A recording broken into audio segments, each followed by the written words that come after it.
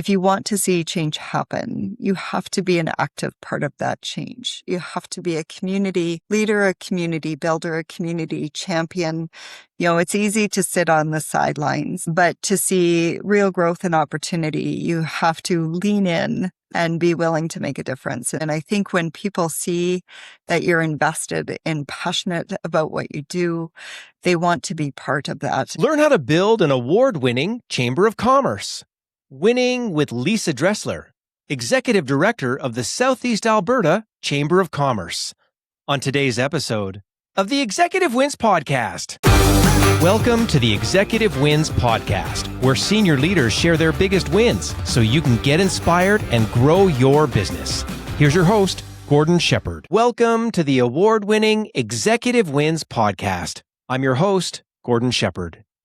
Today we are lucky to be joined by Lisa Dressler, Executive Director of the Southeast Alberta Chamber of Commerce, an organization that helps businesses to move forward while strengthening the overall economy across the region. You can learn about their work at southeastalbertachamber.ca. That's southeastalbertachamber.ca. On this episode, you'll learn how Lisa and her team are building a legacy-driven organization.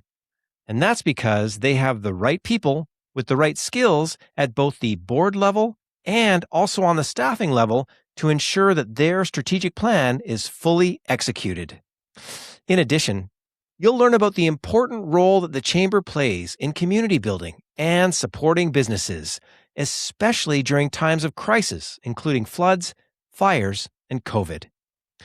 This episode is must listen for any leader who wants to know what it takes to revive and grow an award-winning chamber that keeps people and the community at the center of everything that it does. I also want to let you know that today's episode is brought to you by the Executive Team Assessment. The Executive Team Assessment helps you to discover exactly where your leadership team is winning, where it's losing momentum, and what to do next. It involves a 3-step process. In step 1, we interview individuals on your leadership team to find out what's going well and what needs work, along with examining relevant documents, including your strategic plan.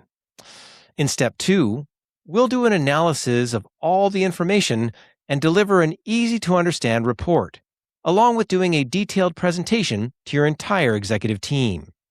Finally, in step 3, we'll deliver a 90-day action plan, along with following up to keep everyone on your team accountable. For executive teams who really want an objective and experienced outside facilitator to help you to improve performance and make your organization more profitable, the Executive Team Assessment is a great choice. Visit executivewins.com/executive team assessment to learn more, or email me directly at gord@executivewins.com. That's gord@executivewins.com. I also want to say thanks to you, because the Executive Wins podcast now has over 57,000 views and over 600 hours of watch time on YouTube, along with more than 2,600 audio downloads on Apple Podcasts, Spotify, and wherever you listen. And of course, I'm so grateful that the show won the Best New Podcast Award in the Quill Podcasting Awards in its first year of production. I also want to remind you that this interview follows a specific format that I created called The Anatomy of a Win, to help you learn the strategy, work plan, people, operations, and results behind every business win that you hear on this show. Because when you master this framework, your business will become more profitable. And now here's Lisa Dressler with her executive win. Lisa, welcome to the show. Thank you. It's great to be here. It is so wonderful to have you here because of the experience that you have leading your organization, the experience that you have on multiple senior leadership levels at different levels in all different areas, and the raw enthusiasm that you're bringing certainly to the pre-work that we did getting ready for this interview. And I know the impact that you're having in your area, but there's a lot of people that haven't met you just yet. So if you had to describe yourself, what would you say? Well, I would say I'm a community builder and a champion for Southeast Alberta. I've been in various leadership positions with the Southeast Alberta Chamber of Commerce, previously the Medicine Hat and District Chamber of Commerce, and really excited about what we do in the community. Have had the opportunity to work on membership, events, government relations, public relations, and everything in between. When did you become? What is your current official title? And tell me when you got started in that title. For sure. So I'm the executive director of the Southeast Alberta Chamber of Commerce, and I've been doing this work since November 2009. So I'm in my 17th year in this particular role. 17th year. What keeps you around for 17 years in that type of role? What keeps you coming back day after day? So I am passionate about the community and the work that the Chamber of Commerce does and the members that we serve, the business community that we serve. And I always say it's about the people. You know, it's not so much about the work as it is about the relationships and the impact that we can make within our community. Oh, that's great. You must have a zillion of those relationship moments along the way. You don't even need to name names. What's sort of one of those favorite relationship moments that you like to do? You must meet a million people, but any favorites come to mind? Absolutely. I think the ones that really stand out are in times of crisis. So when we've dealt with whether that be floods or fires or, natural disasters that we deal with, and some of the stories that you hear about after the fact more than anything. And I think the couple that stand out for me is when we've experienced flooding within the Southeast Alberta region. And for me, it's just doing the work that we do every day. When a business calls and they're in crisis and they need help, you do whatever you can to support them. And then being able to hear after the fact the impact that had and the struggles that they were having, trying to get to the right person, trying to get the right solution and hitting barrier after barrier, and us being able to come in knowing different contacts, knowing different resources and avenues that we could connect with and making a difference in a matter of, less than 24 hours or less than, 72 hours to try to get the contact that they needed. And those individuals then becoming very engaged in our chamber, coming onto our board of directors and making impacts of their own. But, being able to hear those stories of where we've made a difference and being able to, again, relate the work that we do to the impact that we have. And quite frankly, that's what motivates and drives me every day is, again, it comes down to the relationship, the people, and the impact. I go back to our 3 core pillars of our Chamber of Commerce. It's about connection, support, and influence. Connection, support, and influence, and something that's kept you around and going at this leadership level in a complex organization. It's not easy to run a chamber of commerce. There's a lot of moving parts you've got to do. And I'm going to get this wrong for the laundry list, but there's policy advocacy, there's advocacy for your members, there's pulling people together, there's making relationships occur, there's driving economic outcomes. If I've missed any in there, but there's just so much complexity to it. Would that be a fair assessment? For sure. And I think that's why I really probably oversimplify it to those 3 pillars, the connections. So we connect consumers to business to business, or business to government, and make sure that people have the connections to the people and resources they need in order to thrive and succeed in their business. The connections then obviously translates into the different supports that we offer. So whether that's helping businesses save on their bottom line or supporting them with information or resources that can help their business or accelerate their plans and progress and what they're working on. And of course, the influence piece is the advocacy piece and trying to influence decisions of within different levels of government, whether that's municipal, provincial, or federal. And so when we look at the 3 core pillars of a Chamber of Commerce, that's really where we focus our time, energy, and effort. Well, that's wonderful. And obviously your enthusiasm is still strong after all this time and you keep coming back. And, I was looking in some of the historicals. You folks have won awards as a chamber in the past. Is that correct? We won Chamber of the Year. I've had the privilege of winning Executive of the Year. We just came off the Alberta Chamber Provincial Conference, and I was able to come away with my second Alberta or Provincial Chamber of the Year award. And certainly last year in 2025, when we were celebrating our 125th anniversary as a chamber, we also were recognized as one of the 10 fastest growing chambers in Canada. Well, congratulations again, because you're also in a complex area. Your jurisdiction has evolved over that time. For example, it was one entity and then it became a different type of entity, and you've got this large geography that you have to tackle along the way as well. What's in the secret sauce? If you're winning awards, what's the Lisa factor or the staff factor? What's the secret sauce? It's people. It comes down to people and relationships and understanding the needs of our community. So I always joke, going back 125 years, we were a chamber of commerce in the district of Assiniboia.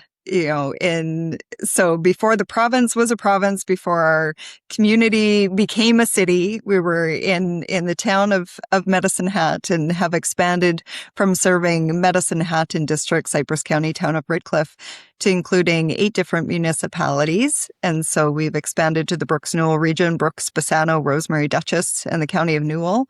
So we cover close to 20,000 square kilometers, a population base of over 110,000 people.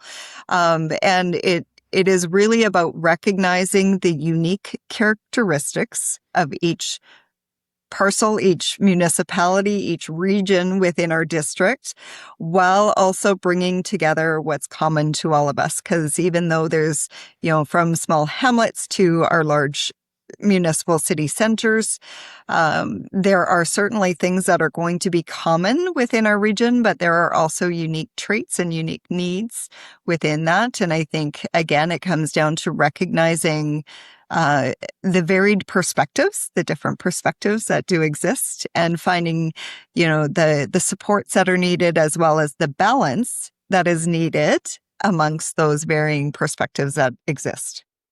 Wow. Well, never a dull day for you at work with that big gaggle of geese or whatever you want to call that type of family, with all those different concerns and competing elements that all again filter through the Chamber of Commerce. It's getting it right. You're winning awards, you're getting it right. There's something that you're doing well, again, with that peer recognition, and you must be getting just so much momentum as you're kind of going forward. Leads me to my first sort of big question in the interview, which is to say, if you had to describe one of your biggest wins in this journey, what would that win be and how would you describe it? I think it comes down to building a legacy. There's been different moments in time where we've had those wins. So when I first came into the chamber, probably as a lot of different chambers describe, the financial difficulties, the strain on the organization, the limited, timeline if we didn't turn things around in terms of sustainability and succession. And so needing to change that around really quickly back in the early days. But then also going through, transitions. I've dealt with floods, fires, pandemic, and being able to get through those events and support our business community as a team. And then obviously to celebrating our 125th anniversary, being able to be recognized provincially and nationally with different awards, and really celebrating that legacy that is the chamber. Because of course it's not about me, it's about the organization and the longevity of the organization and the different people that have been involved to bring it to the point where it is today. And I always say it's, I have the benefit and privilege of leading this organization as executive director, but I couldn't do this work without our team, without our members, without community leaders who are right beside championing, the causes that we push forward. Wonderful. Building a legacy. That's a pretty big win. And so if we dig into that for a little bit and we jump into what I call the anatomy of a win, then we're going to look at, the strategy, the work plan, the people, the operations, and results. Strategically, if we look at, the vision, mission, values, goals, any highlights strategically to build a legacy that you would like to point out?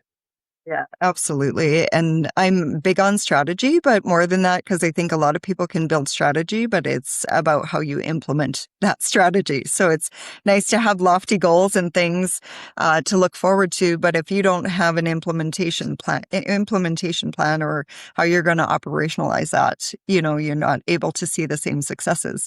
And I think what I often tell people and my board and my team is we start with the end in mind. So when we're creating that vision, what do we want to become? What do we see as the potential for our organization, but bigger than that, our community, and where are we striving? What are we striving to achieve? And so really looking at the end goal and then working our way back from that. So if we're going to achieve that goal, if we're going to achieve that vision, what are the steps that we need to have in place to work towards that? And so we had a very ambitious team when I came in 2009, and we set a 3-year plan that we achieved in a year. There was a lot of things that we needed to do and get done. And we implemented that in short order.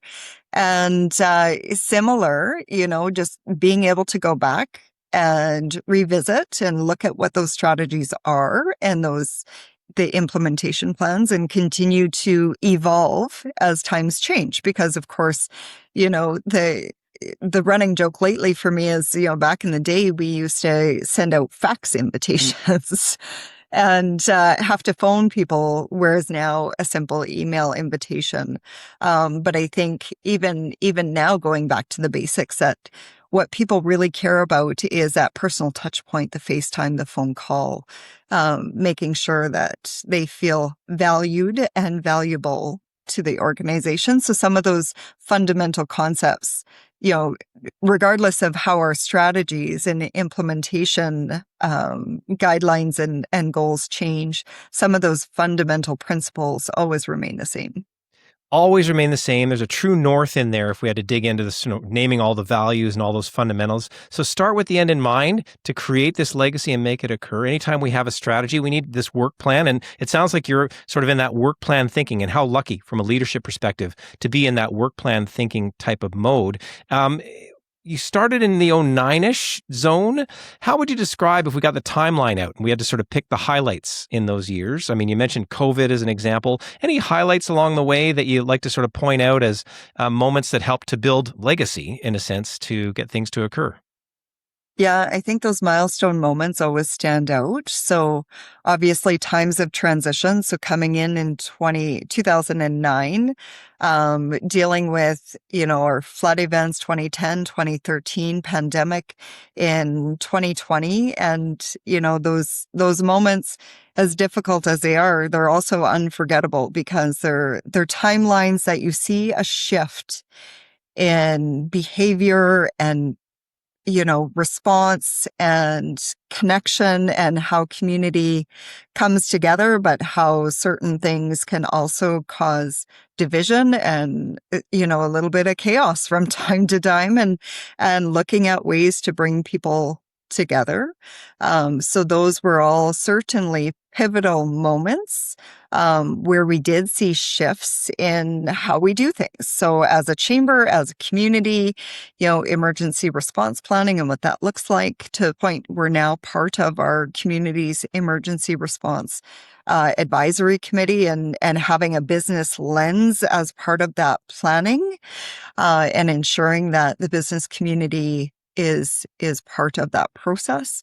But also the moments in time where we had those milestones. So when we celebrated our 115th anniversary and our 125th anniversary, and some of those key milestones, while we still reflect on the past and looking back even at our centennial, the people that were involved in that time, and when we celebrated 100 years, I think all of those are milestone events that cause a shift in what we do, how we operate, what we prioritize, where we spend our time, energy, effort, and how we move forward into the future. Because a lot of those moments of crisis and moments of celebration really do highlight what your priorities are and where you want to be spending your time. Well, and the through line in some of those moments that you've just mentioned, like, you're part of that. you and members on your team are part of that sort of those big moments that where those inflection points occur. Also, you've got some resiliency in your leadership.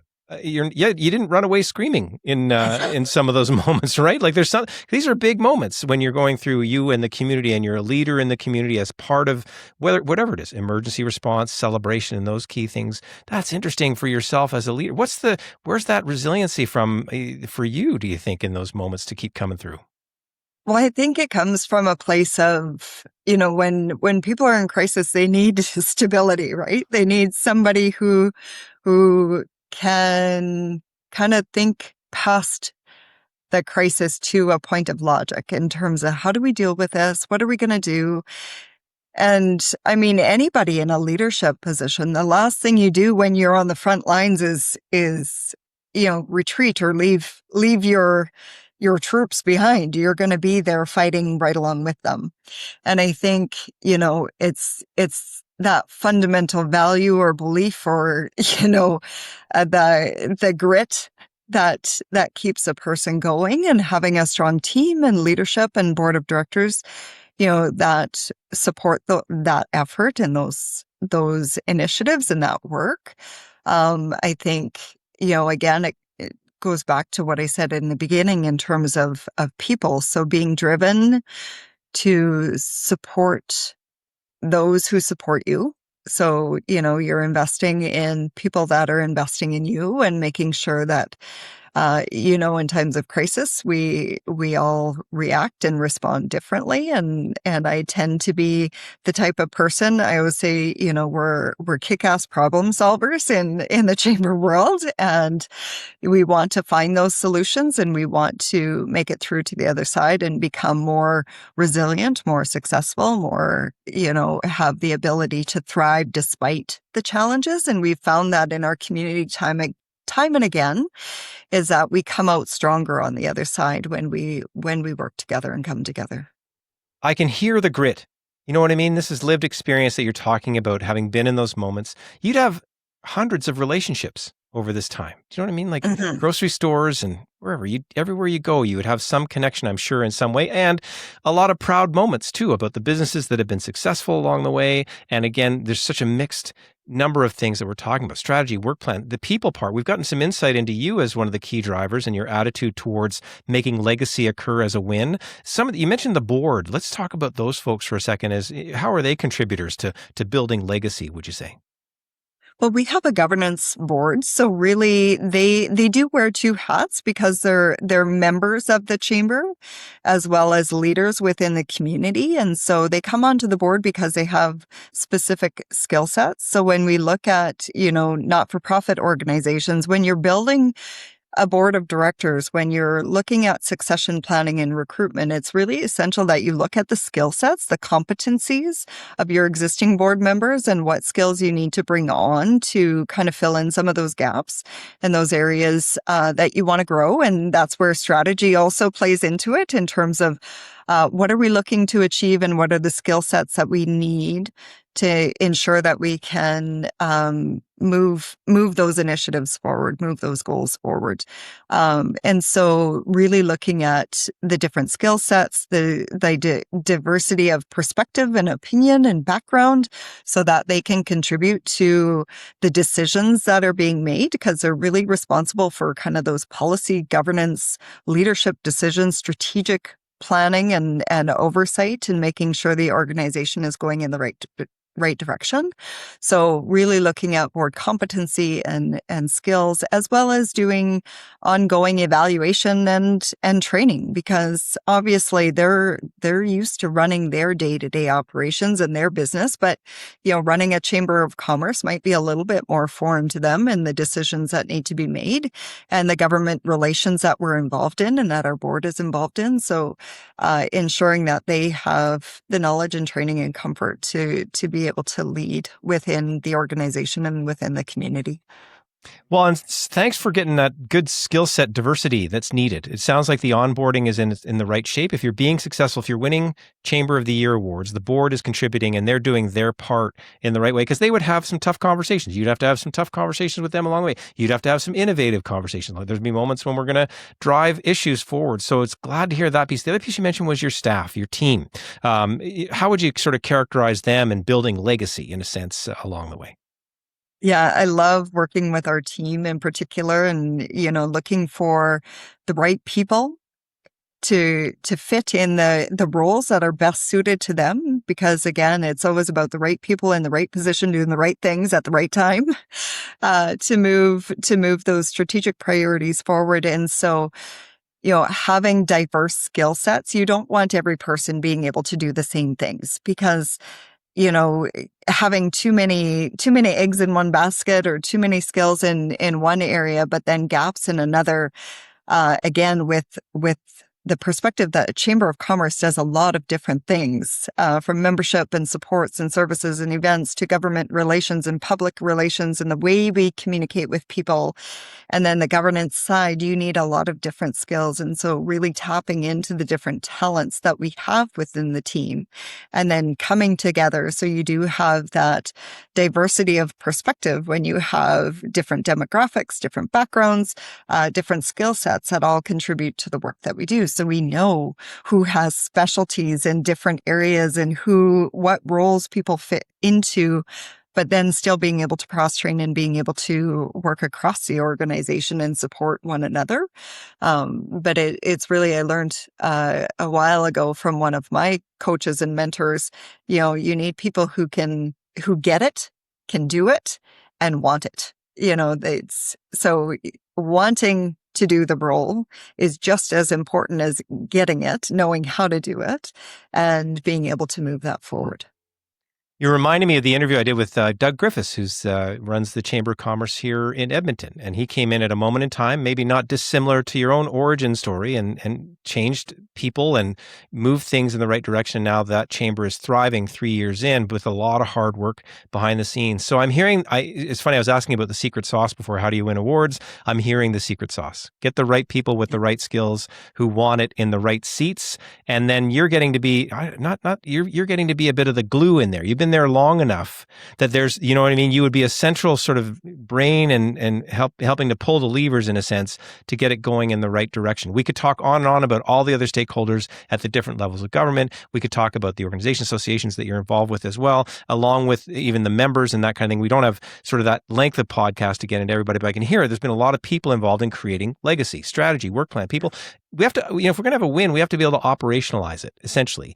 So, nuts and bolts along the way. How would you describe some of the operational highlights to build legacy if that's the win? Well, I think it's building, on our people, on our resources, on our tools, as things evolve when we're operationalizing the day-to-day tasks. It is about so you take from a technology perspective. How do we use the tools, the database, as things evolve with technology? How are we utilizing AI in our day-to-day work as a tool to help enhance the work that we do? So looking at the right equipment, software, technology, the right people in the right positions, but also recognizing that it is an evolution. So one of the things I've realized over time, because transition is hard, change is hard when you lose people, because they become part of your family, part of your work team.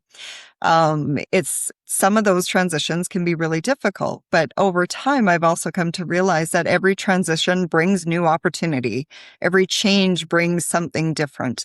And so being able to build on past successes, when it comes to people and being able to modify and change with the times as well, in terms of just our everyday operational practices within an organization. So I think when we talk about operationalizing strategy, it is very much about just ensuring that we're constantly evolving what we do, always looking for new ideas, always looking to ensure that we can be relevant into the future in terms of those tactics, and never staying stagnant. I think that's one of the key things that we've learned is, we as a human race, we're constantly evolving. And so as a business, we have to ensure that we're always looking at the what's next and what's in the future and how can we change, what we do to continue to serve the needs, not only today, but in the future. Well, it's a 12% uptake right now for businesses using AI effectively in their business in Canada. You're going to be a part of the charge in a sense, do you know what I mean, that provides the information or the places for those people, the businesses in your area to sort of get into that absolute need that's there. COVID, nobody had that in their risk register, and it came along and you adapted to that as well. I can hear your own leadership evolving through this time. How would you say you've evolved as a leader from 2009 to now yourself? Oh, well, again, it goes to the constant evolution of what you learn over time. What existed 15 years ago, it has in some respects completely changed, particularly when we talk about how we work, on a day-to-day basis and the tools that we use.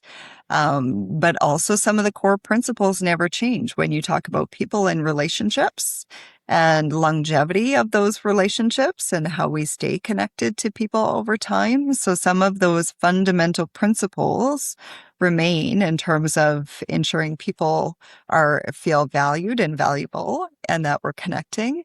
But how we connect and the ways that we connect and the tools that we use evolve and change over time. And we have to adjust our tactics, our day-to-day tactics to stay relevant and to ensure that we're keeping up with the times. We had a fairly labor-intensive website 17 years ago, and now we have an integrated, database with a website and the different social media tools and platforms that we're using to get our messages out. There's certainly more noise out there than ever before in terms of, trying to convey and communicate our message. But at the same token, there's lots of different methods for us to be able to communicate what we're doing and different ways that we can try to engage and connect with businesses, because everybody has a different approach and a different style and a different way that they consume information. So we have to remain relevant in those different platforms and how we're engaging as well.